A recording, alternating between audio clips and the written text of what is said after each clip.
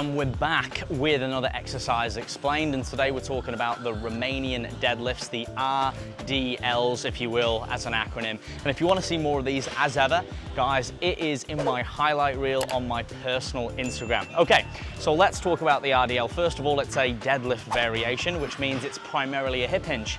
We're hinging from the hips, and the prime mover, the prime muscle, is going to be the hamstrings, the glutes, and obviously a little bit more lower body. But we're going to be stabilizing with a lot of the core. Once again, we're going to be talking through the cues of which I've done in a lot of my other lower body and upper body videos, and avoid making these common mistakes. This one was specifically requested. It's really good for obviously developing the posterior chain, especially for the females, the hamstrings and glutes, but as well for the guys if you want some thicker legs. So when we're doing the Romanian deadlift, we're generally going to be using a barbell. We can use dumbbells as well. We want to treat it like a deadlift variation. We want to make sure we're safe. So the biggest mistakes we see, first of all, is learning how to hinge. So if we're not hinging correctly, it means the knees are traveling usually too far forward, displacing weight onto the knees, shifting the weight forward and even into the lower back. A lot of the time as well, we see arched backs or we see rounded backs, and this can be due to the natural curvature of the spine, but once again, we want to try and keep the rib cage stacked over the pelvis. Now, I've talked about exercises. I will do a dedicated video on those exercises, but ultimately doing things, training the core through isometric prone hold bridges, side bridges, and learning to brace and breathe. You can even use something called the 90-90 to help you do that, which you can see in my YouTube videos. So what we want to do is we want to set the bar up. We can take it from the floor like a deadlift, or we can set it up as I've got here on a rack. We're going to have the joints stacked. So I'm going to make sure that the shoulders are over the elbows or over the palms, or should I say the wrists, and then the hips are over the knees or over the ankles. Nice flat shoes as ever, guys, nice and stable. I'm going to then unrack the bar.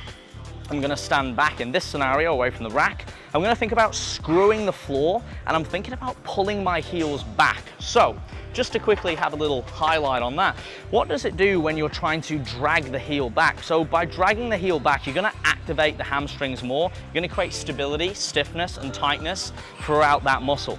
By doing that and creating tension, you're going to be able to activate it a lot more and create stability through the movement. So back into the movement pattern. We're going to grab that bar, we're going to unrack. I'm trying to break the bar, the shoulder blades are back and down, the head is tucked, so I'm going to be moving mainly from the hips. I'm not going to be lifting my head up and down. From there, I'm dragging the feet back, I'm going to brace, the rib cage is over the pelvis, I'm going to send the hips back by pulling the bar in. The bar's not going to leave my body. I'm going to get as far down as I can with my flexibility. I'm going to come to a dead stop, and then I'm going to drive my hips towards the bar. I'm not leaning back, my knees aren't coming forward, I'm not arching, and I'm not rounding. I'm going to stretch on the way down, squeeze and power on the way back, sending my hips into the bar. Or my favorite line, fuck the bar.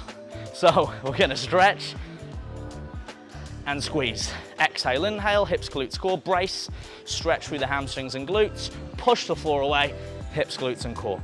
Drag the heels back, don't breathe during the movement or talk like I'm doing, hips to the bar. So we want to keep that spine nice and neutral. We don't want to be bending, we don't want to be hinging, we don't want to be breathing throughout the movement. We want to treat it the opposite of a deadlift, whereas the top of the movement is now the start and stop instead of the bottom. So we're going to make sure that's where we take the breath and hold it, and the breath is going to come into the abdomen.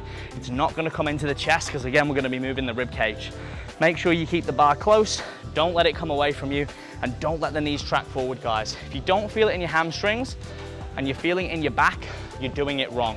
So if you want to build some decent hamstrings, some good glutes, you want to do it properly, safely, without impinging your back, you can transfer this across to any other hip hinge movement, of which we've covered in the exercise archives. So if you found this helpful, let me know.